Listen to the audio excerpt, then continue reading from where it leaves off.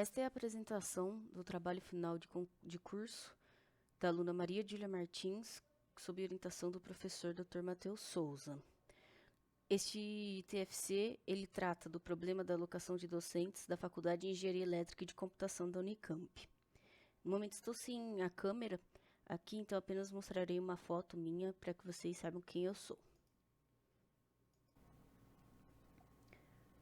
Na sessão de introdução e objetivo, a gente vai tratar do problema da atribuição da carga horária na FEEC, as bibliotecas de otimização linear em Python, as bases de dados, a modelagem matemática do problema de atribuição de carga na FEEC.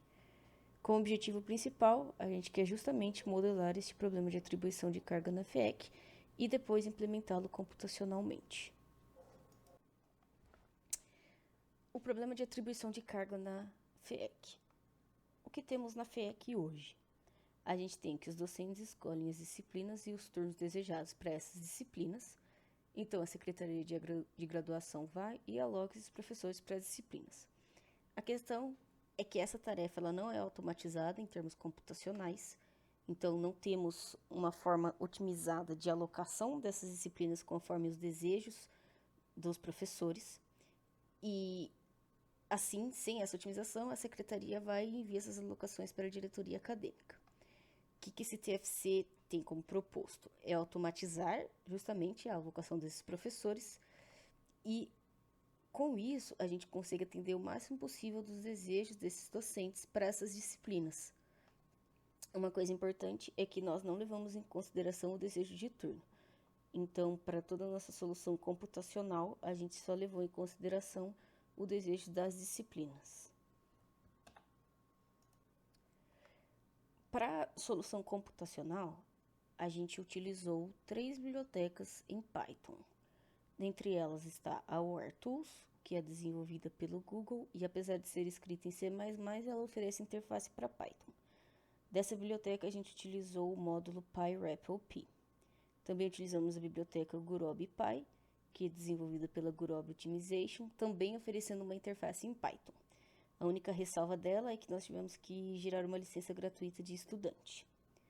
Além dessas duas, utilizamos também a biblioteca Pulp, que traz uma simplificação do processo de modelagem matemática, ou seja, ela acaba sendo de fácil construção dos códigos. Das bases de dados disponíveis, a gente dispôs de duas. A primeira delas é a disciplinas FEEC semestrais. Nela contém todas as disciplinas disponíveis da FEEC, tanto para os semestres pares quanto semestre ímpar. Semestre ímpar é o primeiro semestre do ano, semestre par é o segundo semestre do ano. No momento, a gente tem 54 disciplinas. Esse número é passível de mudança caso o catálogo de um ano para outro mude. Em resumo da base, nós temos 5 colunas. A primeira coluna dela é a disciplinas, que contém o código referente à disciplina. Esta, sem ímpar ideal, é o número de oferecimentos ideais de cada disciplina em um semestre ímpar. Esta, sem ímpar min, é o número de oferecimentos mínimos de cada disciplina em um semestre ímpar. Equivalente ao semestre ímpar, a gente tem para o semestre par, tanto no caso ideal quanto no caso mínimo. Já esta outra base é a Desejos primeiro semestre de 2023. A gente só utilizou o primeiro semestre de 2023, que foi o semestre em que foi realizado o TFC. Nela contém os docentes ativos da FEEC e as suas preferências por disciplina. No atual semestre, temos 62 professores nesta base. Essa base também conta com 5 colunas. A primeira coluna é o nome do docente, a segunda coluna é o turno que o docente tem como preferência, lembrando que na modelagem computacional e matemática a gente não considerou a preferência de turno. A gente tem também a coluna com a primeira opção que o professor deseja para lecionar, a segunda e a terceira. Para podermos fazer a modelagem matemática do problema e, consequentemente, a computacional, a gente tem que seguir uma série de requisitos para poder modelar o problema. Nesses requisitos que nós listamos estão: um docente deve lecionar no mínimo uma disciplina e um docente pode lecionar no máximo 2 disciplinas. Além disso, toda disciplina deve ser sempre atendida por um docente. Então, não pode acontecer a existência de uma disciplina que não tem alguém para lecioná-la. A soma de todos os oferecimentos das disciplinas deve ser menor ou igual ao dobro de docentes disponíveis. Isso daqui serve para o caso de um docente poder lecionar no máximo 2 disciplinas. Também temos que a quantidade de oferecimentos, professores e disciplinas deve ser maior que zero para o problema existir. Precisamos dessa última condição. Exemplificando um problema em 2 dimensões, para modelagem matemática, nós temos o plano cartesiano, em que nele há o plano de soluções, que é descrito pela função objetivo. Então, nós aplicamos as restrições que delimitam regiões de interesse nesse plano de soluções. Nele, nós temos o vetor gradiente, que aponta para a solução ótima. Essa seria uma exemplificação. No caso discreto, que é o caso que nós temos no nosso problema de TFC, a gente tem as possíveis soluções como números naturais nesse plano. Tendo em vista a exemplificação anterior e os requisitos apresentados, foi possível modelar matematicamente o nosso problema discreto da atribuição de carga horária na FIEC. Nele, nós temos que maximizar a seguinte função, que x e j é a nossa variável de decisão, que é a alocação do professor I para a disciplina j, multiplicando uma função de custo, que é o custo do professor I para a disciplina J. Este custo ele é determinado por aquela tabela de desejos, em que a gente atribui pesos para a opção 1, 2 e 3 do docente. Essas daqui são as restrições que nós listamos nos nossos requisitos.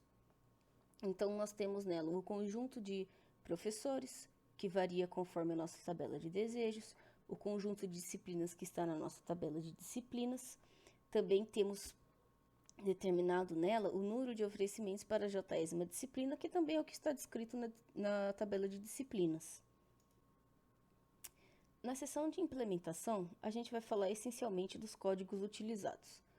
Nela vamos falar do ambiente de desenvolvimento, das funções auxiliares criadas e as funções para os métodos. Para o ambiente de desenvolvimento, a gente usou o Google Colaboratory, comumente chamado de Google Colab. Nele, a gente utilizou de 4 bibliotecas para a implementação eficiente do código. O Google Colab foi usado para carregar as bases de dados, o Pandas para manipulação dessas bases, Platform para obtenção precisa dos resultados dos solvers, OS para contornar possíveis exceções e warnings de código. Para as funções auxiliares, nós acabamos criando 5. Essas daqui que vou apresentar mais tarde, brevemente.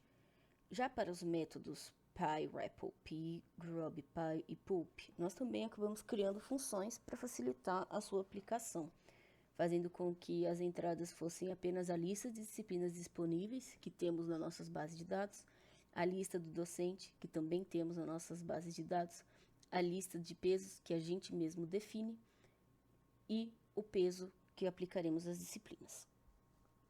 Como saída, a gente tem vários dados referentes ao solver, sendo de maior importância o valor ótimo da sua função objetivo e também um data frame com 3 colunas, contendo o professor, a disciplina e o peso. Esse data frame serve para identificar se a disciplina alocada para cada docente foi a desejada. Então, nós vamos ter docente 1, a disciplina alocada para ele, e nesta coluna estará escrito primeira opção, se foi a primeira, segunda, se foi a segunda, terceira, se foi a terceira, ou desejo não atendido, caso a disciplina alocada para ele não foi aquela que ele desejava. Agora eu vou mostrar o código. Agora eu vou mostrar para vocês o código que eu utilizei. Só para deixar claro, todos os nomes dos docentes foram mascarados. Foi esse notebook para a construção completa dos códigos do TFC. Então, aqui são aquelas bibliotecas do Google Colab que eu mencionei. O Pandas é chamado aqui também. Aqui a gente só traz o modelo novamente, exatamente o que está nos slides. Aqui a gente chama as bases de dados, as de disciplina, como eu disse, o código da disciplina, número de oferecimentos para cada semestre, no caso ideal e mínimo. Aqui, quando eu menciono da variação do número de oferecimentos, é porque tem algumas que vão se tornar uma só, então pode ocorrer aquela variação. A dos docentes, a gente mascarou os nomes e tá aqui a opção de turno deles, o que eles querem como primeira, como segunda e como terceira. Para os solvers a gente só chamou os instaladores, simples. Aqui estão aquelas funções que eu mencionei para a otimização do código. A função addWeights, ela adiciona o peso de cada opção às disciplinas para poder computar a otimização. Aqui está. A função de oferecimentos por disciplina, ela recebe o dataframe e o transforma em um dicionário adaptado para as aplicações do código da solução. Conforme vamos caminhando no código, eles vão ficando levemente maiores e um pouco mais complexos. A função de peso disciplinar para o professor, ela recebe um dataframe e o transforma em um dicionário de dicionários adaptado para as aplicações do código da solução. A gente passou a trabalhar com dicionários de dicionários porque é a forma com que os solvers recebem as entradas. Essa função, subWeighTeacherComplete, ela completa todas as disciplinas não optativas com peso definido pela entrada. Então, todas as disciplinas que não está na opção 1, na 2 e na 3 de cada docente, ela vai completar com o peso que a gente passa de entrada. Aqui a gente chega naquelas 3 funções criadas para o método específico. Todas elas utilizam de resultados que já foram computados nessas funções anteriormente. Aqui está do PyRepOp. Aqui nós temos a documentação dela feita no início, toda a do desenvolvimento dela, não vou passar por detalhes, que são muitos. Aqui para o Gurobi, sendo aqui a parte da licença. Aqui está para o Pulp. E daqui para baixo a gente já começa as aplicações, que vou mencionar mais tarde. Os resultados e as conclusões, elas são retiradas do código que acabamos de passar. Nós dividimos esses resultados em primeira e segunda aplicação, e cada uma delas possui uma primeira abordagem e uma segunda abordagem. Após, vamos falar da conclusão.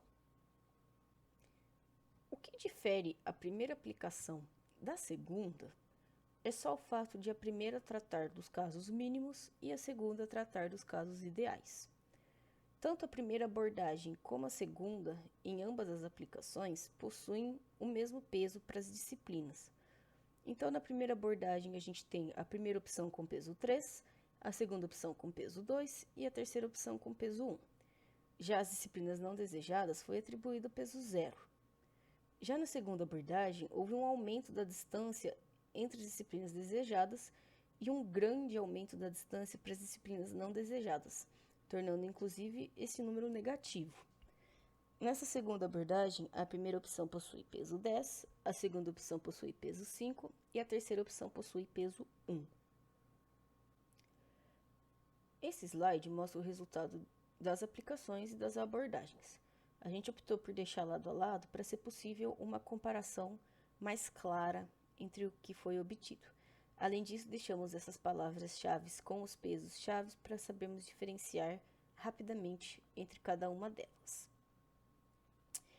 Na primeira aplicação e na primeira abordagem, a gente tem o menor resultado da função de objetivo de otimização.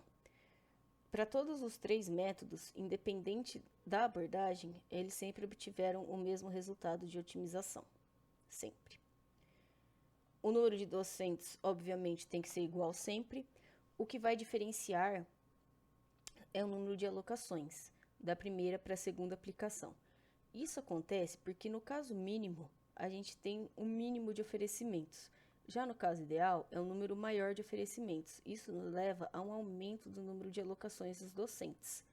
Isso também é possível porque, entre os nossos requisitos, nós temos que um docente pode lecionar até 2 disciplinas.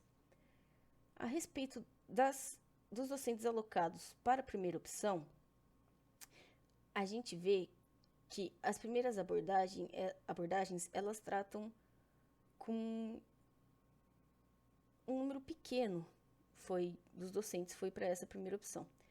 Já quando a gente vai para a segunda abordagem, devido ao aumento dessa distância dos pesos, a gente tem mais docentes alocados na sua primeira opção de desejo.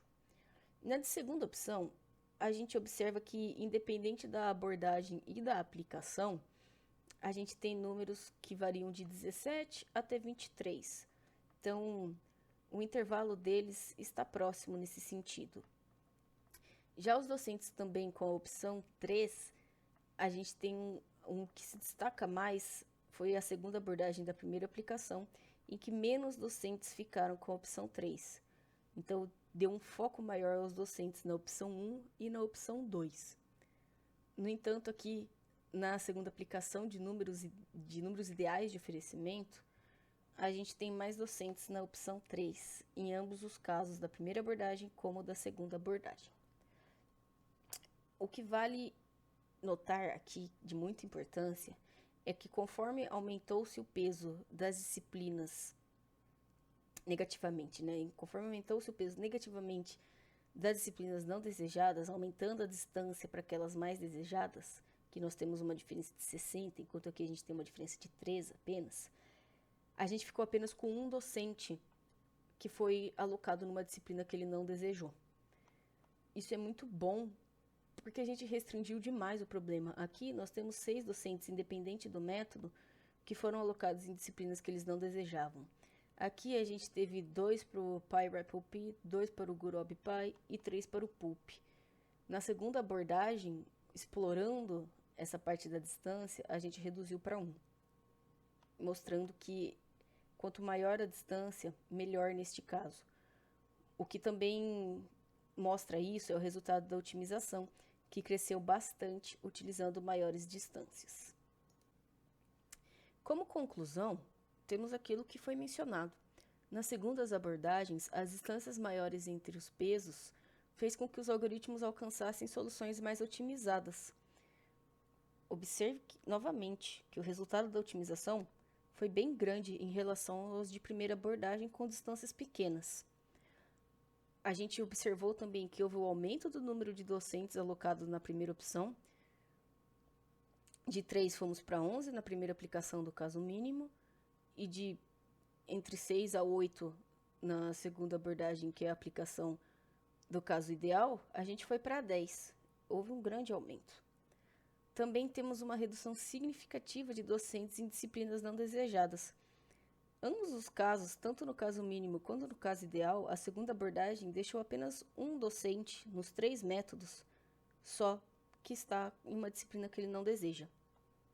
Enquanto aqui a gente tem 6 nessa primeira abordagem numa distância pequena do caso mínimo, aqui temos um número que não é grande, mas é mais otimizado nessa segunda abordagem, de 2 ou 3 cai para 1. Uma outra conclusão, vendo de uma visão mais aérea ao problema, se relaciona à coordenação de graduação, otimizando a tomada de decisões deles com base nos algoritmos feitos, tornando o trabalho menos complexo e mais rápido. Sou grata à FIEC por esse trabalho e ao professor Dr. Matheus Souza, que me auxiliou durante todo o desenvolvimento dos algoritmos e da modelagem matemática. Obrigada.